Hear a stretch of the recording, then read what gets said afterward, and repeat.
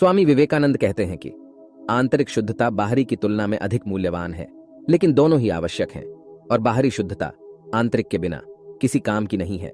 Meditation और ध्यान लगाना खुद को शांत करने और तनाव घटाना का एक बेहतरीन तरीका है। आपने ध्यान दिया होगा कि हर धर्म और संस्कृति में शांत और मौन रहने को महत्व दिया गया है। चाहे आप इसे धार्मिक नाम दें या जीना का एक तरीका माने, लेकिन दिन भर में कुछ समय तक शांत रहना आपके स्वास्थ्य के लिए बहुत फायदेमंद साबित होता है।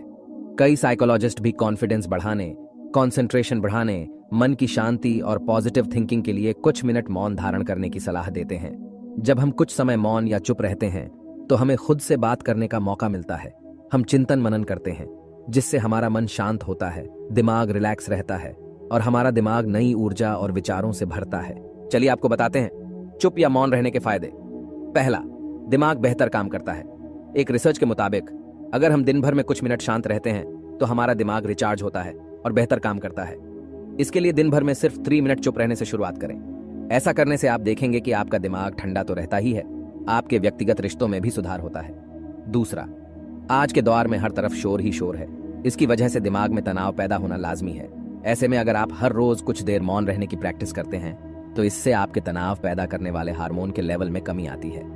इससे आपका दिमाग शांत होता है, गुस्सा नियंत्रित रहता है और तनाव बढ़ाने वाले हार्मोन्स का लेवल घटता है। तीसरा, ब्रेन सेल्स बनती हैं। अक्सर तनाव, स्ट्रेस, एंजाइटी और लगातार बोलते रहने और शोर शराबे के चलते हमारे दिमाग की कोशिकाएं मरने लगती हैं। ऐसे में कुछ देर मौन रहने से हमारे दिमाग की सेल्स दोबारा बनती हैं और उनका पुनः निर्माण हमारे दिमाग की शक्ति बढ़ाता है। इससे हमारी एकाग्रता बढ़ती है और दिमाग तेज होता है। चौथा, क्रिएटिविटी बढ़ती है। जब हम दिन भर की उलझनों में उलझे रहते हैं, इस वजह से हम शांत होकर सोचने समझने की क्षमता खोने लगता है। इस वजह से हमारी क्रिएटिविटी खत्म होने लगती है। जब हम कुछ देर मौन रहते हैं तो हमारे दिमाग की नई नई क्रिएटिविटी उभर कर सामने आती है। हम में सोचने समझने और सुनने की क्षमता बढ़ती है और हम कुछ नया कर पाते हैं। पांचवा, परिस्थितियों का सामना बेहतर ढंग से करते हैं। एक रिसर्च में पाया गया है कि जो लोग मौन रहने की आदत डालते हैं वो मुश्किल और तनावपूर्ण परिस्थितियों से बेहतर ढंग से निकल पाने में सक्षम होते हैं। इसकी वजह यह है कि मुश्किल परिस्थिति में वो अपना आपा नहीं खोते और लॉजिक के साथ सोचने की काबिलियत रखते हैं। इस कारण वो परिस्थितियों का बेहतर सामना कर पाते हैं। छठा, दिमाग के लिए है एक्सरसाइज। हमारे शरीर का सबसे जटिल हिस्सा दिमाग होता है। ये पूरे शरीर को चलाता है और ये हमारे सभी इमोशंस को कंट्रोल करता है। ऐसे में जरूरी है कि हम अपने दिमाग को भी व्यायाम करवाएं। जिस तरह शरीर को मजबूत बनाने के लिए शारीरिक व्यायाम जरूरी है, उसी तरह दिमाग को मजबूत बनाने के लिए उनकी ताकत बढ़ाना जरूरी है। मौन रहना दिमाग के लिए एक व्यायाम जैसा ही है और इससे दिमाग की मांसपेशियां तंदुरुस्त रहती हैं। सातवां, पॉजिटिव विचारों का संचार। मौन रहना हमारे दिमाग को पॉजिटिव विचारों से भरता है। जब हम दिमाग को बाहरी शोर शराबे से दूर करते हुए कुछ समय खुद पर केंद्रित करते हैं तो हम अपने आसपास की अच्छाइयों को बेहतर ढंग से देख और समझ पाते हैं। इसके साथ ही हम अपने आसपास और खुद के भीतर की अच्छाइयों को अप्रिशिएट कर पाते हैं। इसीलिए कुछ समय मौन रहते हुए खुद को समझना, अपने भीतर झांकना और अपने बारे में समझना एक बेहतरीन प्रैक्टिस है। आठवां, एक अच्छे श्रोता और समीक्षक। चुप रहना और कुछ समय तक खुद को स्थिर रखना आपको एक अच्छा श्रोता और समीक्षक बनाता है। ऐसा इसलिए क्योंकि जब आप चुप रहते हैं तो आप बोलने की बजाय अधिक से अधिक सुनते हैं और उसका विश्लेषण कर पाते हैं।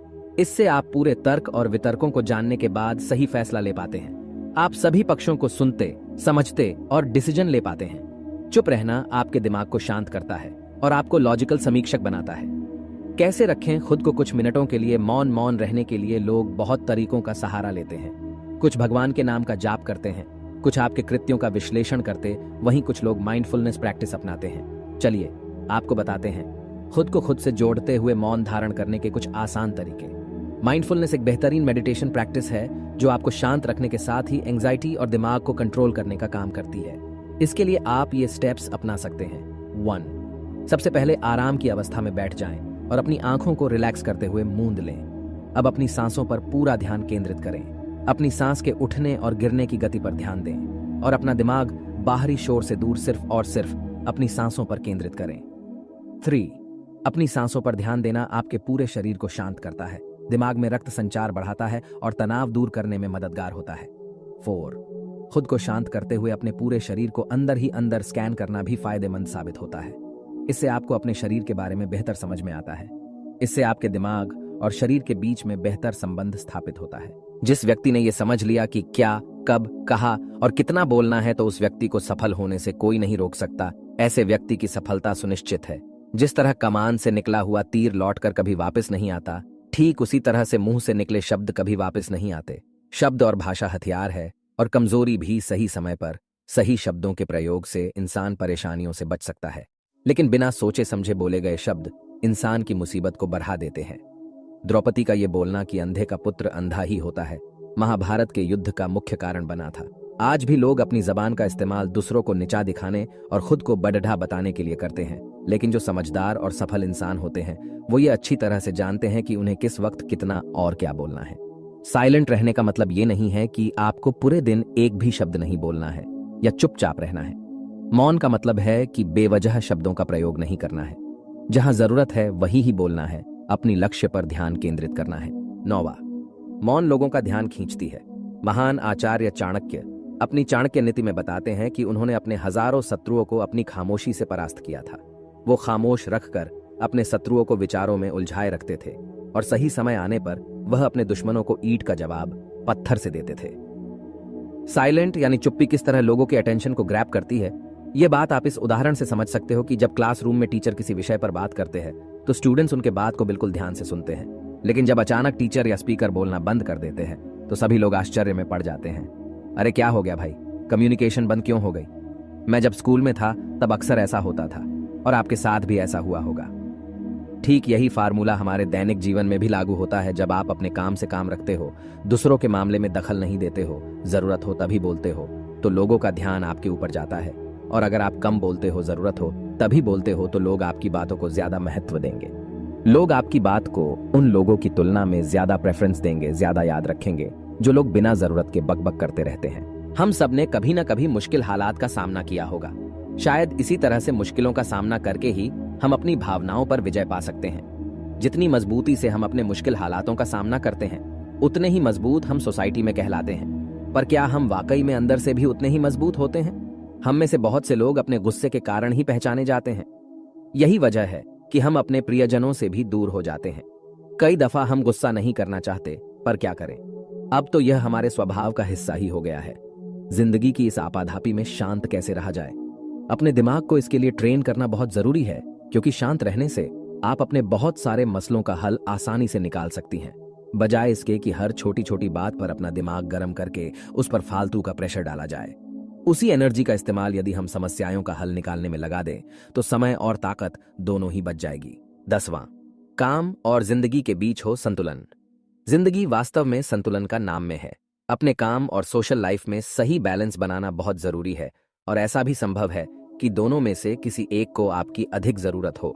आपको समय समय पर अपने काम से ब्रेक लेकर अपने परिवार वालों और दोस्तों के साथ समय बिताना चाहिए, ताकि आप काम के बोझ के तले दब न जाएं। साथ ही आपको यह भी सुनिश्चित करना चाहिए कि कहीं आप अपनी एंजॉयमेंट में इतना न डूब जाएं कि आपकी प्रोफेशनल लाइफ डिस्टर्ब हो जाए। अगर आप इस स्टेज पर बैलेंस नहीं बना पाते, तो आप अपने दिमाग की शांति खोते चले जाते हैं। 11वां, पीछे हटकर योजना बनाइए।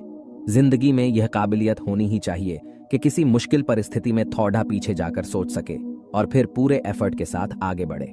जब आगे बढ़े तब इफेक्टिव प्लान के साथ पूरी एनर्जी हो। याद रखिए, कभी भी सब कुछ खत्म नहीं हो जाता। बस जरा सी प्लानिंग करने के बाद आप आसानी से अपने हालातों से मुकाबला करने को हो जाएंगे तैयार।